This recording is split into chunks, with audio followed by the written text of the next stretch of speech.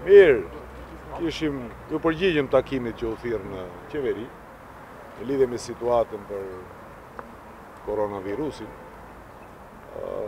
Morëm informatë se çfarë është duke u punuar nga ana e qeverisë në mënyrë që të mbahet në kontroll situata. Mendoj që nuk ka vend, është shumë e rëndësishme që në opinion të përcjellim mesazhin që nuk ka vend që bëjnë panik. Kjo është situatë që du të kaloj, kuptohet.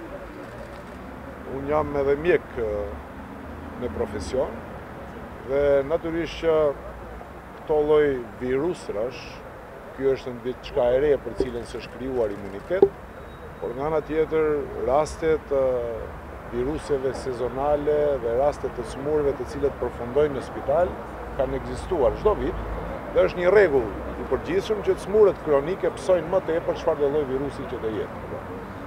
Fjalë të tjera, njerëzit duhet të jenë më solidarë me njëri tjetrin, të respektojnë rekomandimet të cilët janë dhënë nga qeveria dhe as pak nuk ka nevojë që të bëjnë panik. Është një situatë që do të kaloj, aq më tepër që desh më të punohet dhe me siguri që do të gjendet edhe vaksina për këtë virus. Faleminderit. Befme na sredba, odgovarafме на повикот на владата за средба за да разговараме околу ситуацијата во врска со коронавирусот.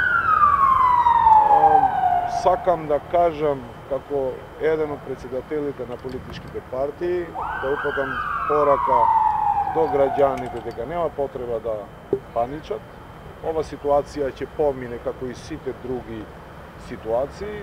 Сигурно и тие се информирани дека ова е нов вирус, но од друга страна последиците од овој вирус не се различни од последиците што се и во минатите години на сезонските грипови. Секогаш како последица на сезонски грипови завршиле во болница пациенти кои се хронични болни и во вакви ситуации тие се комплицираат основната болест која тие ја има.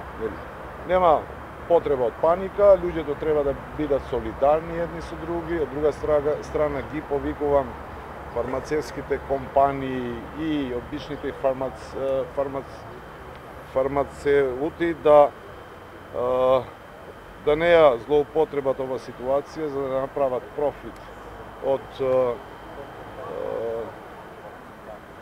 средствата кои има побарувачка од страна на граѓаните за да ги купуват.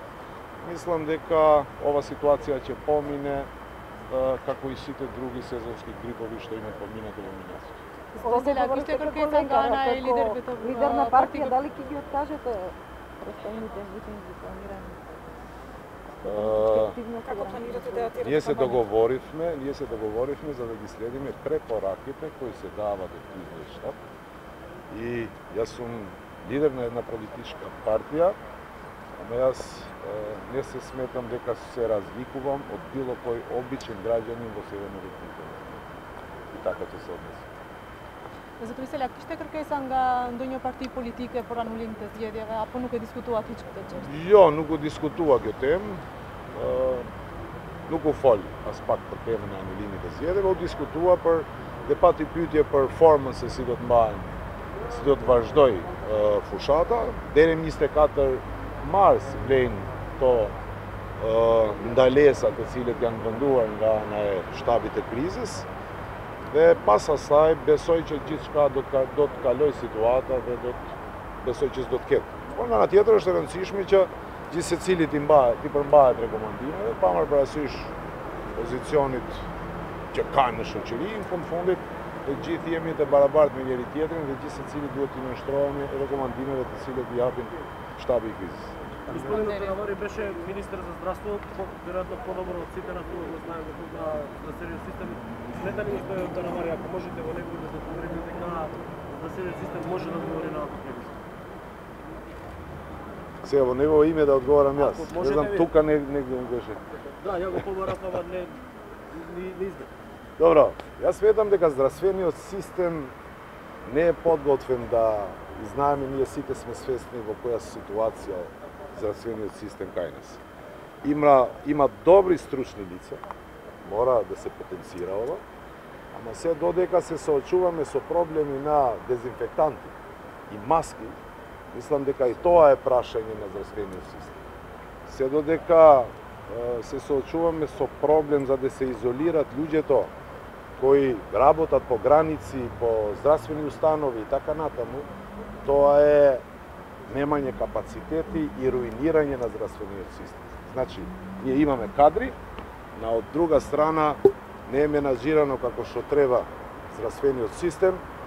Почна во првите 100 дена, го ме прашуваш во името на господинот Таравари, со Таравари на чело, министер за здравство, работите да одат на позитивен пат, ама од тој момент јас не гледам дека нешто е сработено во здравствениот систем.